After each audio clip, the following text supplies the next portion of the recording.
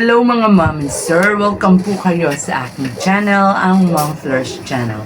For today's video, pag-usapan po natin muli yung tatlong magkakapatid na sobrang mahiyain. Kasi nga po, muli na naman silang nadalaw o nabisita ni Kalingap Rob.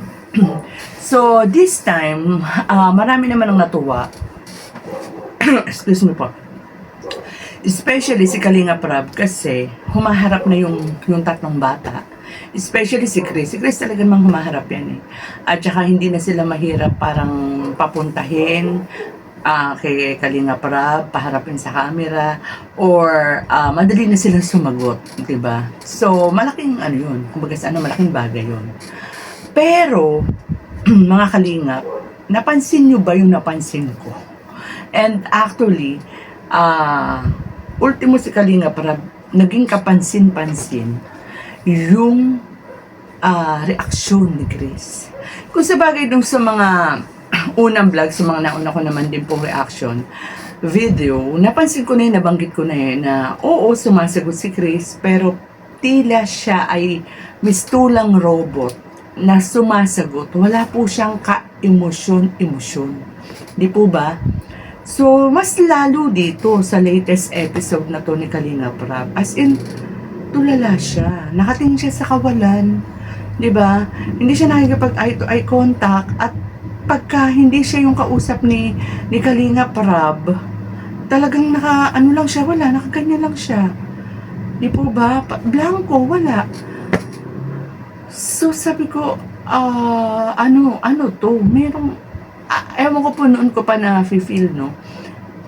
Hindi lang to basta, sabagay nabanggit ko na sabagay nabanggit ko na rin po ito doon sa mga nakakaraang reaction video ko na hindi lang ito simpleng mahihiyain ang mga batang ito. Opo, ewan ko po, basta yan po yung yan po yung nakikita ko sa kanila.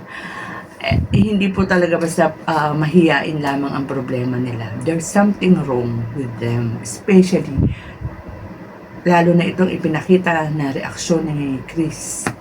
So, nung narinig ko kay Kalingap Rob na sinabi niya doon sa mother nung tatlong bata na balak niyang patignan, natuwa ako. Kasi yan talaga yung matagal ko nang gustong sana mahigit dun sa mga material na bagay, although napakalaking tulong din nun, ito rin, gusto rin nating marinig na patitignan yung tatlong bata, no? Kasi talagang kakaiba, no? Pasensya na yung term na gagamitin ko, pero parang nawiwirduhan na ako. Kasi sabi ko nga, di ba, before, ang dami na nating nakikitang mga batang mga mahihiyain, sobrang mahihiyain. Pero ito iba, 'di ba? Yung mistulang ayaw nilang humarap kay Kalingap Rob kahit na paulit-ulit na silang pinupuntahan, paulit-ulit na silang tinutulungan. Nakaharap sila sa pader, no?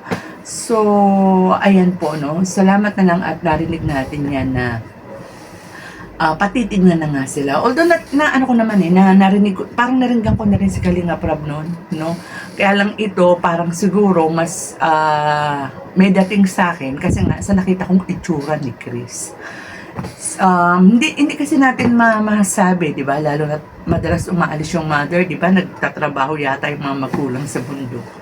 Itong tatlong bata lang na tong naiiwan, ilang na lugar pa yan, di ba? Makita naman natin doon sa lugar, parang wala namang kapitbahay, di ba?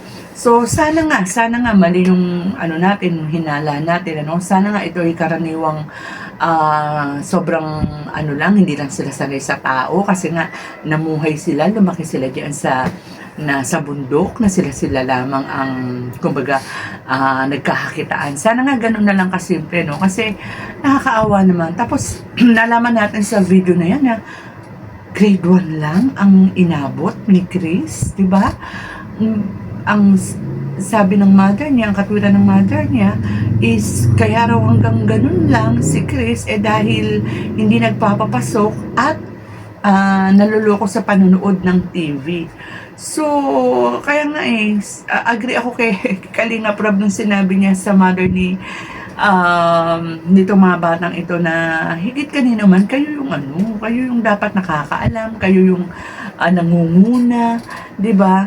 Lalo't mga menor de edad pa yung mga batang yan no. Yung pasensya na po kayo, yung mother nila parang parang kumbaga siguro dahil nga sa nakatira sa bundok nga, parang marami pa siyang dapat na gawin, no? Para dun sa kanyang mga anak. O sabihin na natin na may mas magagawa pa siya para dun sa mga anak niya, no? Kaya nga lang, syempre, tulad ng sinabi ko, dun nga sila sa ilang na lugar, baka hindi rin masyadong, medyo kulang din sa kaalaman yung mother ng 3 bata, di ba? Kaya hindi rin natin masabi, no? Kasi, kumbaga, unti-unti pa lang, tutuklasin ni Kalinga Prab yan di ba? Hindi naman syempre basta mabibigla yan. Kaya, itong case nitong 3 batang mahihain na to, siguro unti-unti, dahan-dahan, marami pa tayong matutuklasan dito, no? Lalo-lalo na kung dumating na nga yung oras na sila ay mapapatignan, no? Sa isang doktor para dyan, no? Sa kanilang case na yan. And maganda rin yung malaman natin na inihahanda na rin sila ni Kalinga Prab para sa pagbabalik nila sa school. And ayan na nga ang pasalubong sa kanila ni Kalinga Prab, yung mga gamit sa school, no? Kaya lang parang kung titingnan mo at pagbabatayan mo yung reaction nilang 3, parang hindi natin nakikita yung parang hindi sila excited, no? Na doon sa mga bagong gamit, na yung the fact na sila ay babalik na sa school, wala talaga silang emosyon, no? Although nagpapasalamat sila, pero kulang na kulang ang emosyon nila. So, sabi ko nga, unti-unti yan malalaman natin. So, paalala lang nga po mga kalingap na bago ko makalimutan, kasi ang dami-dami mga sumusulpot na vlog dito sa mga batang ito na parang ang dami-dami nilang mga kwento, parang inuunahan nila si Kalinga Prab, di ba? Hindi naman natin alam kung totoo yun o hindi. Para makasigurado po tayo, dun lang po talaga tayo kay Kalinga Prab manood, and maybe kay Red Sane kasi siya naman yung naka-scout dito, di ba? At saka dun sa mga legit Kalinga reactors po. And wag po kasi tayo basta kasi yung mga iba, di ba? Parang mayroon silang mga kwentong iba na hindi natin alam kung fabricated lang or what, no? So, tulad nga po ng sinabi ko kanina, sana huwag niyo pong unahan si Kalinga Prab. Kasi meron pong, alam niyo naman si Kalinga Prab, hindi yan yung pabigla-bigla. Step by step yan di ba? Slowly but surely si Kalinga Prab. So, yun na lang po. Bago ka makalimutan, pakisubscribe po ang aking muntin channel kung hindi pa po nakaka-subscribe, and please pakilike naman po kung naibigan ninyo ang ating kwentuhan. And syempre po, Kuya Val Santos Matubang, Ate Ena Vlogs, Kalinga Prab, Jackie Tapia Matubang, at lahat po ng mga kalingap partners na totoong lumilingap sa mga kababayan natin mga nangihinap. Marami pong salamat, and Tuloy mo lang, Team Kalingap.